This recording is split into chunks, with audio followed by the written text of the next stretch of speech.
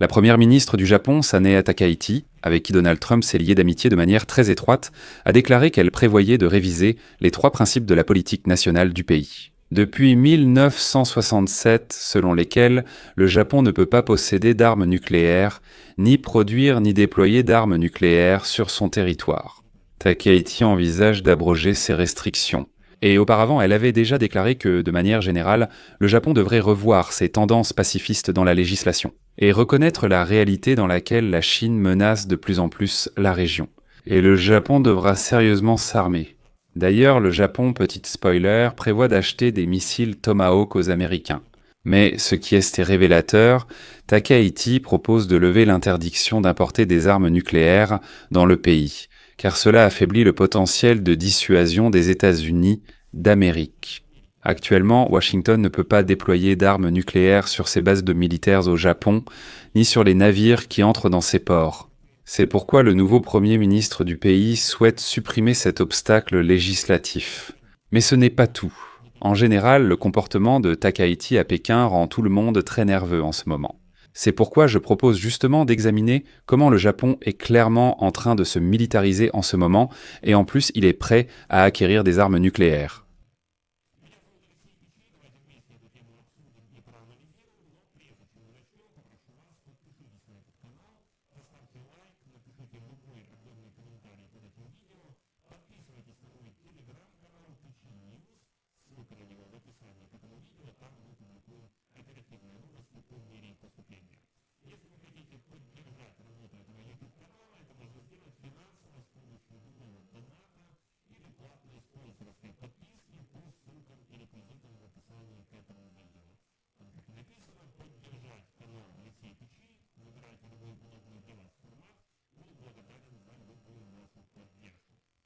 Le Japon change complètement son approche des questions de défense et de sécurité.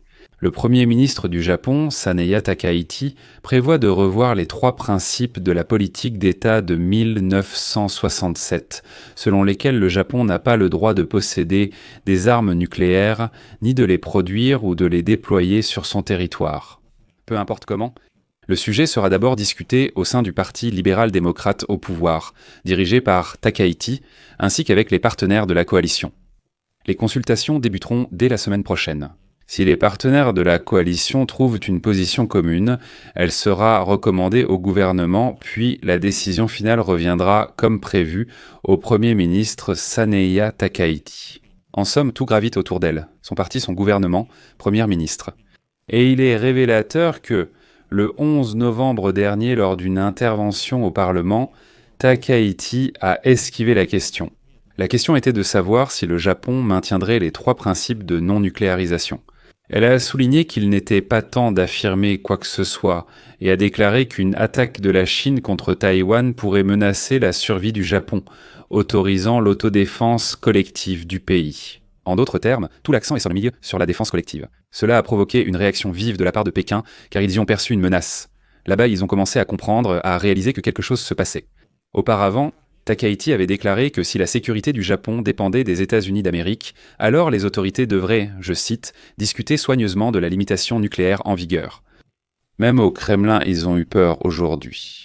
Chez Vladimir Poutine, on a exprimé des inquiétudes quant au fait que le Japon montre de l'incertitude concernant son statut non nucléaire après l'élection du nouveau Premier ministre le 21 octobre.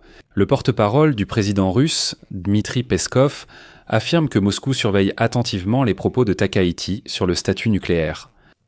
Mais le Japon avance tout de même vers cette étape. Et tout cela grâce, d'une part, au rapprochement avec les États-Unis, et d'autre part grâce aux actions extrêmes de la Russie elle-même. Parce que le Japon, en principe, a longtemps été un pays assez pacifiste. Nous y reviendrons plus tard. Tout a vite changé. Devinez l'année ? En 2022, lorsque le dictateur chauve Poutine a donné l'ordre aux Russes mal lavés d'envahir l'Ukraine. Mais nous y reviendrons. Ici, je propose de se rappeler un épisode récent qui montrait déjà à l'époque que le nouveau Premier ministre du Japon orientait clairement le pays vers une voie militaire. Le 28 octobre, Donald Trump est arrivé à Tokyo. Avec Takaichi, ils ont signé un accord commercial prévoyant que le Japon offre aux États-Unis un accès complet à ces terres rares.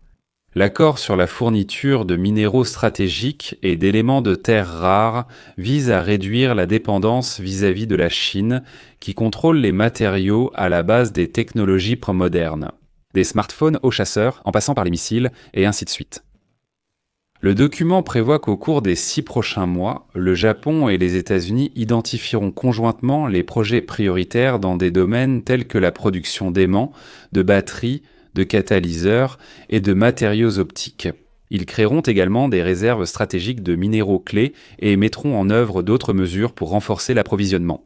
Le Japon investira 550 milliards de dollars dans l'économie américaine et augmentera ses achats de produits américains, dont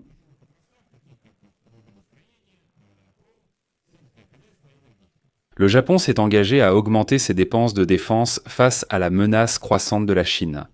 Takaichi a promis d'accélérer les plans visant à porter le budget militaire à 2% du produit intérieur brut. Et le 28 octobre, à Tokyo, la première ministre japonaise Sanae Takaichi et le président américain Donald Trump ont démontré leur unité lors d'un discours devant les militaires, devant les membres des forces d'autodéfense japonaises et des forces armées américaines au Japon, à bord du porte-avions nucléaire George Washington. Et ici, je vais d'abord citer Trump. Citation.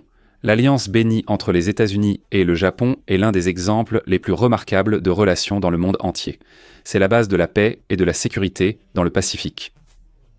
À cela, Takaichi répond, citation, « Avec le président Trump, j'élèverai l'alliance entre le Japon et les États-Unis à un niveau supérieur.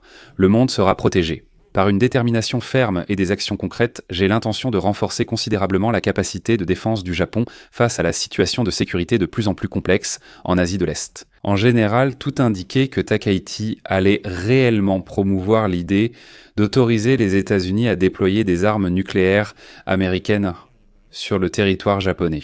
Qui aurait pu penser, d'ailleurs, qu'il était même difficile d'imaginer cela, même dans ses rêves les plus fous, avant le début de l'agression à grande échelle, de l'agression de la Russie contre l'Ukraine et de l'alliance évidente entre Moscou et Pékin dans cette guerre. Si vous doutez que c'est précisément la guerre russe contre l'Ukraine qui a influencé une telle militarisation agressive du Japon, voici un fait incontestable.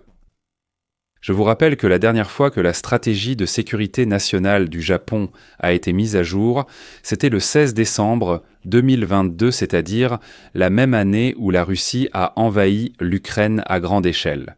Et tout le monde a compris que les Russes, mais sont des barbares sanguinaires. Ainsi, dans la stratégie de sécurité nationale du Japon mise à jour, je souligne, en 2022, il est question du droit du pays de lancer des contre-attaques contre des cibles situées sur le territoire d'un adversaire potentiel. Avant cela, leur législation stipulait qu'ils ne pouvaient même pas répondre par des frappes, ils étaient tellement pacifistes. À cette fin, il est prévu d'augmenter la portée des missiles Type 12 actuellement en service dans les forces d'autodéfense japonaises, de développer leurs propres armes hypersoniques et d'acheter des missiles de croisière américains Tomahawk. Le document prévoit également une augmentation des dépenses militaires jusqu'à 2% du produit intérieur brut d'ici 2027. Mais Takaichi a promis que cet objectif serait atteint plus tôt que prévu. Désormais, le Japon envisage aussi d'acquérir des armes nucléaires. Je précise que tout cela a lieu après l'invasion massive de l'Ukraine par la Russie. En août, Rui Matsukawa, députée japonaise et membre du Conseil de sécurité nationale ainsi que du Parti libéral-démocrate au pouvoir, a déclaré que le Japon pourrait envisager de posséder des armes nucléaires. Et après que le Japon a subi le bombardement atomique à la fin de la Seconde Guerre mondiale, vous comprenez, cette question était taboue. Au Japon, ce sujet n'était même pas discuté. Mais aujourd'hui, le Japon se retrouve entouré de 3 puissances nucléaires, la Russie, la Chine et la Corée du Nord. Il faut conclure maintenant, d'autant plus en voyant que la Russie est vraiment un pays barbare, un peuple sauvage qui ne voit rien d'autre que la guerre devant lui. Eh bien, si 2 dictateurs âgés, Poutine et Xi Jinping, cherchaient la démilitarisation, eh bien, comme vous le comprenez, ils ont obtenu exactement l'effet inverse. Je vais m'arrêter là. Donnez votre avis, écrivez vos conclusions dans les commentaires sous cette vidéo. Abonnez-vous à la chaîne, cliquez sur la cloche et n'oubliez pas de mettre un like, c'est tout pour aujourd'hui. Prenez soin de vous. Au revoir à tous. Sous-titres réalisés par Dima Torzok.